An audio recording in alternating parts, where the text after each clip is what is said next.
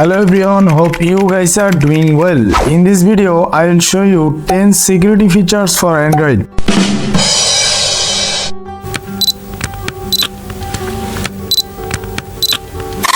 আমরা এখন সবাই স্মার্টফোন ব্যবহার করছি, হতে পারে কেউ আইফোন ব্যবহার করতেছে, কেউ অ্যান্ড্রয়েড ব্যবহার করতেছে। তো আমরা অনেকেই একটা ব্যাপারে কনফিউশনে থাকি যে iOS বা আইফোন এর সিকিউরিটি সিস্টেমটা অনেক হাই, বাট অ্যান্ড্রয়েডের ক্ষেত্রে সেটা না। তো এটা সত্যি যে অ্যাপেল তাদের নিজস্ব একটা সিকিউরিটি সিস্টেম প্রোভাইড করে থাকে যেটা অনেক হাইলি রিকমেন্ডেড। তো তার মানে এই না যে আপনি যদি অ্যান্ড্রয়েড ইউজার হয়ে থাকেন সেক্ষেত্রে আপনার কোনো সিকিউরিটি নেই। তো অবশ্যই আপনি যদি অ্যাপেল ইউজার হয়ে থাকেন সেক্ষেত্রে আপনার অবশ্যই একটা সিকিউরিটি থাকতেছে, অথবা আপনি যদি অ্যান্ড্রয়েড ইউজার হয়ে থাকেন সেক্ষেত্রেও আপনার সিকিউরিটি থাকতেছে। বাট যারা অ্যান্ড্রয়েড ইউজার আছে তাদের ক্ষেত্রে সিকিউরিটিটা জাস্ট নিজে থেকে ফোনের প্রত্যেকটা সিস্টেম থেকে জাস্ট একটু মেনটেন করলেই আপনি খুব সহজে আপনার ফোনকে সিকিউরিটিফুল রাখতে পারবেন। কারণ আমাদের কিন্তু দৈনন্দিন জীবনে আমাদের অনেক ডাটা ট্রান্সফার করতে হয়, অনেক জায়গা থেকে মেইলে ছবি নিয়ে আসতে হয়, অথবা যে কোনো পারপাসে একটা মানুষ তার দৈনন্দিন জীবনে তার ব্যক্তিগত একটা ব্যাপার থাকে যেটা তার ফোনের মধ্যে অনেক কিছু হিডেন থাকে। তো এক্ষেত্রে একটা মানুষের প্রতিদিনের দৈনন্দিন জীবনে তার স্মার্টফোনটি তার যেহেতু চলার পথের সাথী, সেক্ষেত্রে তার পার্সোনাল কিছু প্রাইভেসি বা কিছু সিকিউরিটি এমন কিছু ব্যাপার থাকে যেগুলো কোনোভাবেই যদি পাবলিশ হয়ে যায় সেক্ষেত্রে ইউজারের ক্ষেত্রে অনেক ভয়াবহ একটা ব্যাপার। তো আজকের এই ভিডিওতে আমি 10টি অ্যান্ড্রয়েড সিকিউরিটি সিস্টেম নিয়ে কথা বলবো যেগুলো সম্পর্কে আপনি জানলে স্টেপ বাই স্টেপ আপনি যদি ফলো করেন সেক্ষেত্রে আপনার ফোনের 100 থেকে 100% সম্ভাবনা থাকবে যে আপনি নিরাপদ বা আপনি নিরাপদ থাকতেছেন আপনার ডিভাইসটা নিয়ে। Number 1, find my device. Find my ডিভাইসটা হচ্ছে আমাদের ফোন অনেক সময় আমরা কোথাও রেখে যাই বা কোথাও ভুলে রেখে আসি বা ফোনটা চুরি হয়ে যেতে পারে। সেক্ষেত্রে আপনার ডিভাইসটি আপনি যদি খুব সহজে ট্র্যাক করতে চান বা খুব সহজে খুঁজে পেতে চান তাহলে অবশ্যই আপনার ফাইন্ড মাই ডিভাইস সিকিউরিটিটা অ্যাক্টিভ রাখতে হবে। তো সেটার জন্য আমরা চলে যাব আমাদের ফোনের স্ক্রিনে, দেন আমরা সেটিংসে যাব, সেটিংস থেকে আমরা চলে যাব ফাইন্ড মাই ডিভাইস, দেন আমরা ফাইন্ড মাই ডিভাইস থেকে অবশ্যই সেটিংসটা অন করে রাখবো। Number 2, turn off USB debugging. এটা হচ্ছে আপনি যখন অনেক ক্ষেত্রে আপনার অফিসের পারপাসে অথবা আপনি আপনার ফ্রেন্ডের বাসায় ঘুরতে যাচ্ছেন সেক্ষেত্রে আপনি আপনার ওই মুহূর্তের তোলা কিছু ছবি বা ভিডিও আপনি তার কম্পিউটার থেকে আপনার ফোনে কপি করে নিতে চাচ্ছেন, সেক্ষেত্রে তার কম্পিউটার থেকে আপনার ফোনে ওই ভাইরাসগুলো যেন কোনোভাবেই ঢুকতে না পারে ইউএসবি ডিবাগিং অপশনটা অফ করে রাখবেন। Number 3, always update your operating system.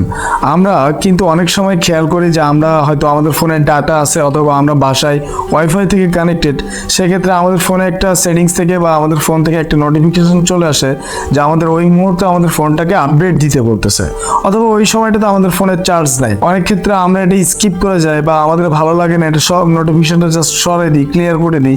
এক্ষেত্রে কিন্তু আপনার ফোনের জন্য অনেক হার্মফুল হচ্ছে যে ব্যাপারটা আপনি আপনার যে ওএস সিস্টেমটা আছে অ্যান্ড্রয়েড ওএস সিস্টেম সেটা থেকে আপনি কিন্তু টোটালি বঞ্চিত হচ্ছেন। আপনি কিন্তু আপনার ফোনটা স্মুথলি ব্যবহার করতে পারছেন না, আপনি আপনার ফোনটা অনেক বেশি গরম হচ্ছে বা এনি কাইন্ড অফ ইস্যু আপনার ফোনে ডে বাই ডে তৈরি হতে পারে। তো অবশ্যই নেক্সট ডেতে আপনার ফোনে অপারেটিং সিস্টেম আপডেটের কোনো নোটিফিকেশন আসলে আপনি ওইখান থেকে স্কিপ না করে আপনি আপনার ফোনটাকে জাস্ট আপডেট করে নেবেন, অথবা আপনি আপনার ফোনের সেটিংস থেকে জাস্ট আপনি আপডেটটা চেক ইন আপডেটস দিয়ে আপনি ক্লিক করে দেখতে পারেন যে আপনার ফোনের আসলে নতুন কোনো আপডেটস আসলে আসছে কিনা। Number 4, don't install apps without Google play store. আপনি কখনোই আপনার গুগল প্লে স্টোরের বাইরে থেকে কোনো থার্ড পার্টি অ্যাপ্লিকেশন ফোনে ব্যবহার করবেন না। এক্ষেত্রে কি হবে, আপনার ফোন থেকে খুব সহজেই হ্যাকার বা থার্ড পার্টি ওয়েবসাইটের মালিক যে বা ওই রিলেটেড কোনো হ্যাকার থাকলে খুব সহজে আপনার ফোনের যাবতীয় ডাটা সে খুব সহজে তার কাছে ট্রান্সফার করে নিতে পারবে। Number 5, don't give all permission. আমরা অনেক সময় ফোনের নোটিফিকেশন আসলে বা আমরা কোনো সফটওয়্যার ইনস্টল করলে সেক্ষেত্রে আমাদের কিন্তু অনেক পারমিশন চাই। যেমন হতে পারে আপনি একটা প্লে স্টোর থেকে একটা যে কোনো একটা থার্ড পার্টি না হলেও আপনি আপনার প্লে স্টোর থেকে ইউনিক টাইপের মানে যে অ্যাপসগুলো আসলে কেউ সহজে ব্যবহার করে না বা খুব সচরাচর ব্যবহারের জন্য লাগে না, আমরা ওরকম কোনো একটা সফটওয়্যার ইনস্টল করলাম, অথবা আমরা শেয়ার ইট থেকে আমরা কখনো কোনো ফ্রেন্ডের কাছ থেকে আমরা একটা সফটওয়্যার নিলাম সেটা ইনস্টল করলাম। দেন এই ক্ষেত্রে আমরা কিন্তু অনেক সময় ভুল ক্রমে জাস্ট আমাদের লেখাগুলো যে আসলে পারমিশনটা কি চাচ্ছে, অ্যালাউ কি চাচ্ছে, কি ডিনাই চাচ্ছে, সেক্ষেত্রে আমরা এগুলো ঠিকভাবে ঠিকঠাক না পড়ে আমরা জাস্ট অ্যালাউ করে যাই, অথবা আমরা সোশ্যাল মিডিয়াতে স্ক্রল করতে করতে আমরা অনেক সময় চোখের সামনে অ্যাড চলে আসে, ওই অ্যাডস থেকে হঠাৎ করে আপনার ফোনে একটা সফটওয়্যার ইনস্টল হচ্ছে, সেক্ষেত্রে আমরা পারমিশন দিয়ে দিই, পারমিশন হলে ওটা জাস্ট ইনস্টল হয়ে যায়। সো এক্ষেত্রে কিন্তু আমাদের সবার একটু সতর্ক থাকতে হবে। জাস্ট আমরা অনেকেই এই ব্যাপারগুলো খুব সিম্পলি নিয়ে থাকি, বাট এইগুলো কিন্তু এখন ডে বাই ডে কিন্তু টেকনোলজি অনেক আপগ্রেড হচ্ছে। আপনার ফোন থেকে খুব সহজে যখন কোনো হ্যাকার আপনার জাস্ট ডাটাগুলো ট্রান্সফার করে নিতে পারবে, তার জন্য আপনাকে ব্ল্যাকমেল করা বা আপনার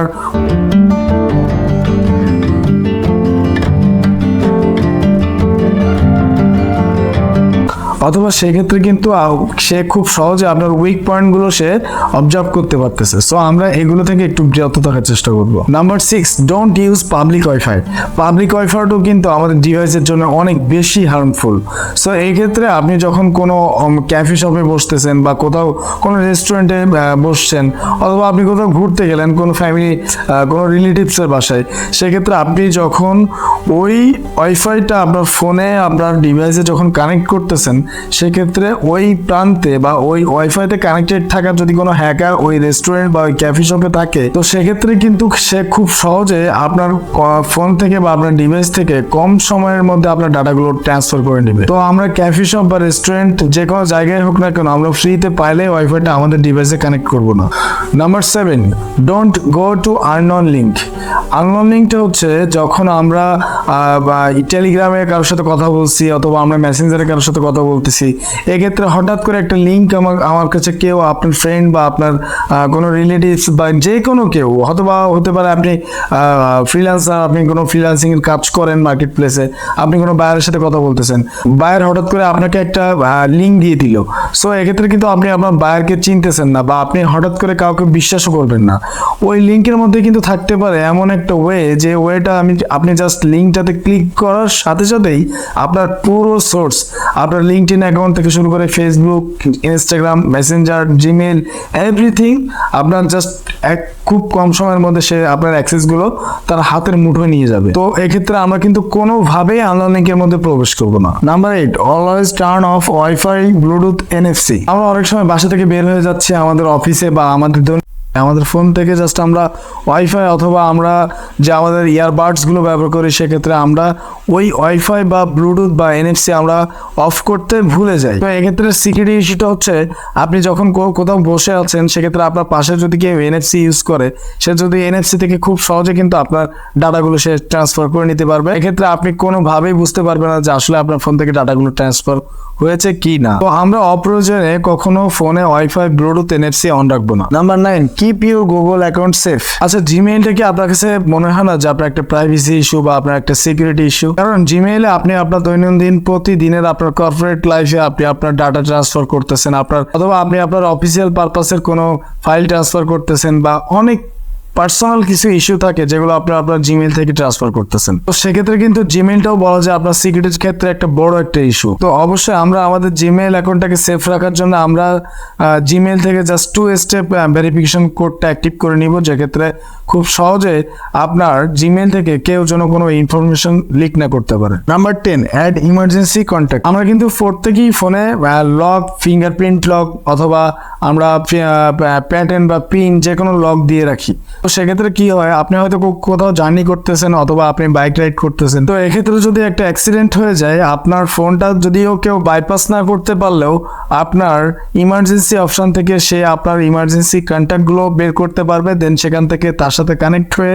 কল করে অবশ্যই তাকে ইনফরমেশনটা দিতে পারবে যে আপনার ওই মুহূর্তে বা আপনি কোনো একটা বিপদে আছেন বা আপনি কোনো দুর্ঘটনার সম্মুখীন হয়েছেন। আমরা আমাদের দৈনন্দিন জীবনে যদি এই ধরনের ছোটখাটো টিপস অ্যান্ড ট্রিক্সগুলো ফলো করে থাকি, তা অবশ্যই আমরা 95% বিপদ মুক্ত থাকতে পারবো। তো আজকের ভিডিওটা এই পর্যন্ত। এই ভিডিওটা যদি সবার ভালো লেগে থাকে, অথবা আমার ভিডিওটা যদি আপনার কাছে হেল্পফুল মনে হয়ে থাকে, অবশ্যই ভিডিওতে একটা লাইক দিয়ে যাবেন, আর আপনার পার্সোনাল ওপিনিয়ন থেকে একটা অবশ্যই কমেন্ট বক্সে একটা কমেন্ট করে যাবেন, আর অবশ্যই চ্যানেলটা সাবস্ক্রাইব করে আমাকে উৎসাহ দিয়ে যাবেন। আল্লাহ হাফেজ, বাই বাই।